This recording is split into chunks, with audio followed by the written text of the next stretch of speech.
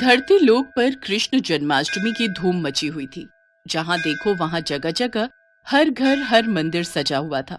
भगवान श्री कृष्ण के जन्मोत्सव के लिए सभी अपनी तरफ से तैयारी कर रहे थे। ये नजारा गोलोक में विराजे श्री भगवान कृष्ण और राधा मैया देखकर अति प्रसन्न हो रहे थे।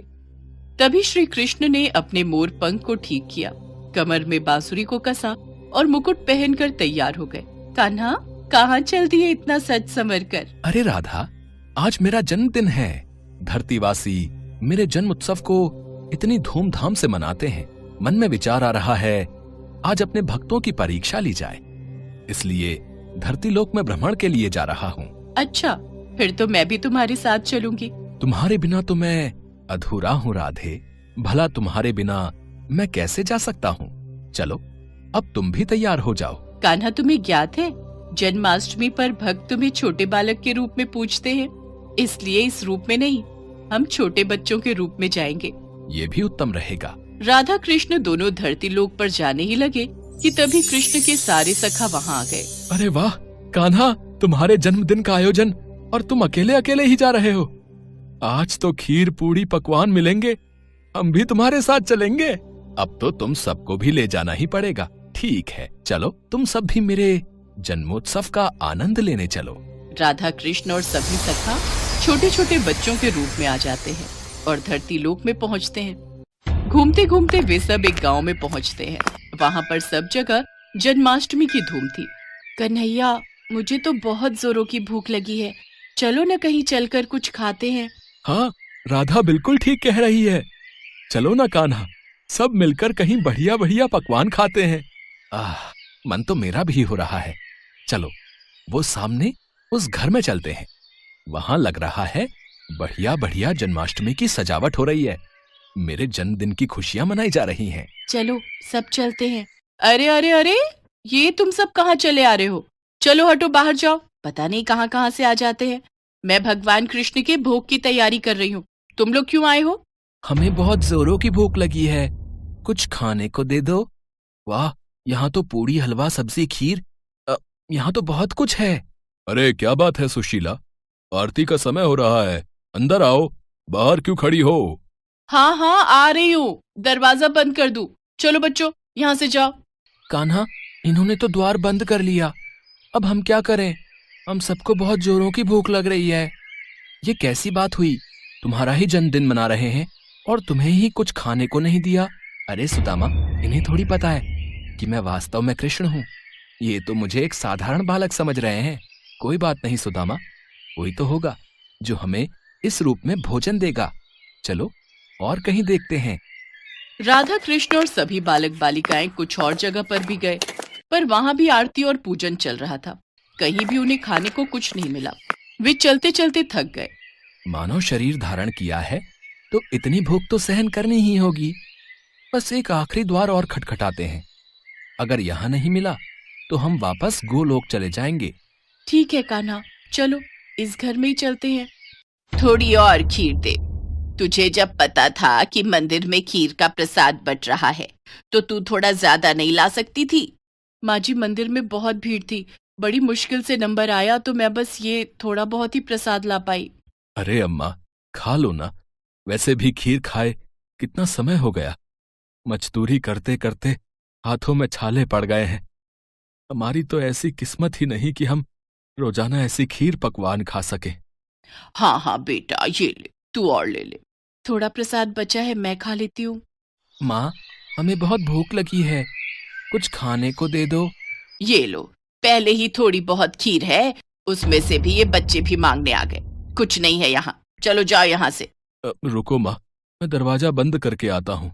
सुनिए, आज जन्माष्टमी का त्योहार है, भगवान कृष्ण का जन्मदिन। ये बच्चे उन्हीं के रूप में लगता है झांकी लेकर निकले हैं। हो सकता है इन्हें रास्ते में भूख लगाई हो। थोड़ी सी खीर है मेरे पास, इन्हें दे देती हूँ। ऐसे द्वार पर आए बच्चों को भूखा भेजना मुझे ठीक नहीं लग रहा। माँ ये लो, तुम मेरी खीर भी इसमें से ले लो, मुझे इतनी सारी नहीं खानी। माँ, मेरे में से भी ले लो। अगर तुम अपनी दे दोगी तो तुम क्या खाओगी?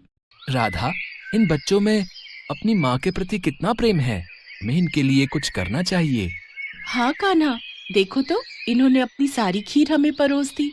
कैसे पागल हो तुम तीनों। बताओ, अपने हिस्से की खीर इन बच्चों में बांट रहे हो। इतनी मुश्किल से तो ये थोड़ा प्रसाद मिला था।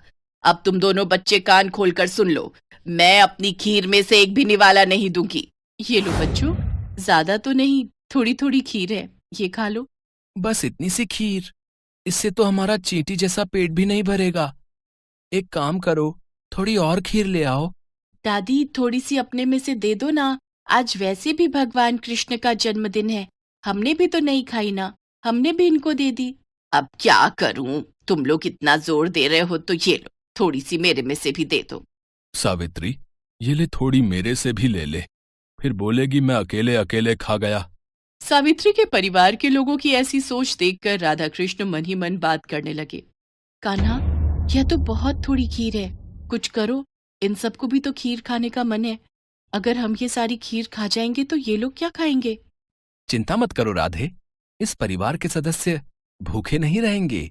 हमने यहाँ खीर खाई है, और मेरे जन्मदिन के उत्सव पर ये खीर ना खाएं, ऐसा हो ही नहीं सकता। बताओ, इतने मन से मैं खीर खा रही थी, सारी इन बच्चों को दे रही है, क्या कर सकते हैं। दादी, खीर खाओगे? देख, मजाक उड़ा रहे हैं बच्चे। और दे खीर। अरे जब तुम्हें दे दी सारी खाने के लिए तो हम क्या खाएंगे, खाली बर्तन? दादी, आज कान्हा का जन्मदिन है। कान्हा को जब आप अपने हिस्से की खीर दे सकते हो, तो कान्हा क्यों नहीं दे सकता? अभी रुको, मैं आपको ढेर सारी खीर देता हूँ, फिर आप भी खाओ और पड़ोसियों को भी खिलाओ। माँ जाओ, घर में जितने भी बर्तन हैं वो सब। बहू, अब छोटे बच्चे मजाक करने में बाज नहीं आएंगे। वैसे ही मुझे इन सब पर बहुत गुस्सा आ रहा है। सिर्फ तेरे कारण चुप हूं, वरना मैं इन्हें कब का भगा देती। ये लो बच्चों, पता नहीं आज तुम सब क्या खेल खेल रहे हो। देखती जाओ माँ, आओ बच्चों, तुम भी देखो। फिर क्या था, सावित्री बर्तन रखती जाती और कृष्ण जी उसमें खीर भरते जाते, भरते जाते। देखते ही देखते सारे बर्तन खीर से भर गए। ये चमत्कार देखकर सब लोग दंग रह गए। बहू, हमारे भाग्य धन्य हो गए, ये तो साक्षात कान्हा पधारे हैं। हाँ हाँ, माखन चोर नंद किशोर हमारे द्वार आए हैं, खीर से हमारे पात्र भर दिए। हे कृष्ण मुरारी, अपना रूप दिखाओ। हे राधा मैया, अपना रूप दिखाओ, हमें दर्शन दो। सबकी प्रार्थना सुनकर राधा कृष्ण अपने रूप में आते हैं। उनके साथ साथ सुदामा और सभी सखा भी अपने रूप में आ जाते हैं। इतना सुंदर दृश्य देखकर सावित्री और उसके परिवार में सबकी आंखों में आंसू आ जाते हैं। माँ, ये सत्य है कि जो भी भक्त भूखों को भोजन कराता है, प्यासे को पानी पिलाता है, खुद भूखा रहकर घर आए भूखे जरूरतमंद को अपने हिस्से का निवाला देता है, मैं उसकी सहायता अवश्य करता हूँ। हम तो धरती पर भक्तों की परीक्षा हेतु आए थे, और यहाँ इतने प्रेम से खीर खाकर मन प्रसन्न हो गया। कान्हा, आज जन्माष्टमी का पावन अवसर है और इन सब ने हमारी बहुत सेवा की है, तो इन्हें उस सेवा का फल हमें जरूर प्रदान करना चाहिए। हाँ राधे, अवश्य, हम इन्हें इनकी सेवा का फल जरूर देंगे। और फिर जहाँ जहाँ राधा कृष्ण ने हाथों को आशीर्वाद स्वरूप घुमाया, उस जगह धन के भंडार भर गए। सावित्री की छोटी सी टूटी फूटी झोपड़ी महल में बदल गई। उनके जीवन में सारे सुख वैभव आ गए, गरीबी और दरिद्रता दूर हो गई। सावित्री के परिवार में खुशियां देकर राधा कृष्ण और सभी ग्वाल बालों के संग वापस गोलोक लौट गए।